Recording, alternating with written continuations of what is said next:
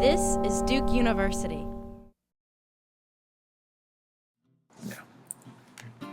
Welcome to Visa Services. My name is Dylan Sugiyama, and I'll be sharing some important information for international students who will be coming to Duke and introducing you to our office. Visa Services is located in the Smith Warehouse, across from Duke's East Campus. There are regular buses that will take you from Duke's West Campus and drop you off just outside our door. I would urge all of you to take a look at our website. There's a wealth of information there for international students. I would pay particular attention to the information for incoming students. Now I'll introduce you to the documents that you'll need in order to register your immigration status with my office so that you can begin your studies at Duke. You're all familiar with passports. The thing to keep in mind is that you must ensure that your passport remains valid throughout your time at Duke. Each time you enter the U.S., your passport must be valid for at least 6 months into the future, or you could face difficulties entering the U.S. You will obtain a visa stamp from a U.S. embassy or consulate outside the U.S. You can think of this as your entry ticket into the United States. Without a valid, unexpired visa stamp in your passport, you will not be allowed to enter the U.S. If you have multiple visa stamps in your passport, for example a tourist visa and a student visa, please make sure that you present only the student visa when you arrive in the U.S. to begin your studies. If you're admitted in the wrong visa category, you may not be allowed to begin your studies at Duke. Also, please note that Canadians are not required to obtain visa stamps. The I-94 is the entry record that is created when you are admitted into the U.S. at an airport or land entry. Previously, you were issued a paper I-94, and occasionally paper I-94s are still issued, but for the most part, the record is now online. Once you arrive in the U.S., you should go to the website listed on the slide and pull up your I-94 record to ensure that the information is accurate. You will also need to print out a copy of your I-94 record because you will need that in order to complete your registration with my office. When you enter the U.S., the immigration inspector at the border should also put a stamp in your passport listing your date of entry and the class of admission. Please make sure that the correct class of admission is written, either F1 or J1 student. For those of you who will be on F1 student visas, your visa document is called an I-20. Many of you should have already received your I-20s from my office. The rest of you should be receiving yours soon. Please note that Section 5 of the I-20 lists both the start date and expected end date of your program at Duke. If either of those dates change, please sure to let my office know. Page 3 of the I-20 is where advisors at Visa Services sign the document to revalidate the document. You must obtain a signature from a Visa Services advisor at least once a year to ensure that you will be readmitted into the U.S. to resume your studies.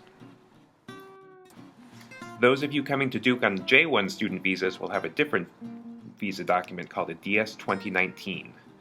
Please check Section 3 to ensure that the start and end dates of your program are correct. If your graduation date will need to change, make sure that you notify us before the end date listed on the document so that we can issue you a new DS-2019 with a revised graduation date. The revalidation section for J1 students is in the lower left corner. You will need to obtain a new signature from a Visa Services advisor each year. If you will be traveling internationally during your time at Duke, you should review the travel information on our website before you leave. The most important thing is to ensure that your passport, visa stamp, and visa document, either I-20 or DS-2019, are valid, and that you are always readmitted back into the U.S. in the correct visa status. For domestic travel inside the U.S., you will need to carry original documents with you to show at the airport. F1 and J1 students are authorized to work on campus. You can work part-time, no more than 19.9 hours per week during the school year, or full-time during breaks. There are also options for off-campus work for F1 and J1 students as well. You can find out more about this on our website. In most cases, you will not be eligible to pursue off-campus employment until you have completed your first academic year at Duke. If you wish to pursue volunteer or unpaid positions, please read the information on our website on volunteering and discuss your plans with your Visa Services advisor. F1 students are not eligible for Social Security numbers unless and until they have a job, either on or off campus. J1 students are eligible for Social Security numbers with or without a job. If you will be applying for either a Social Security number or a North Carolina driver's license, you will need to wait at least 3 days after you enter the U.S. and after you register with Visa Services. F1 students who will be gone from Duke for 5 months or more due to a leave of absence, study abroad, or conduct research must discuss these plans with the Visa Services advisor prior to leaving so that we can work out the visa implications. There are certain things you must do to maintain your immigration status while at Duke. You must be enrolled full-time each term. You must not work on or off campus until after you have confirmed your work authorization with Visa Services. And you must report any address changes within 10 days of the time you move.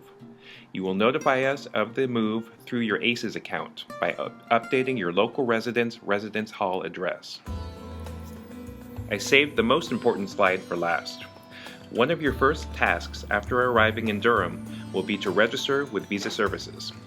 You must complete the registration process before classes begin. Duke now uses an online registration system for international students. The link is listed on the slide. In order to fulfill your registration obligations, you will need to watch the online registration presentation and fill out the 2 forms that are included in that presentation. You will then need to bring those 2 completed forms along with your original passport, I-94 printout, and your I-20 or DS-2019 to the Visa Services office.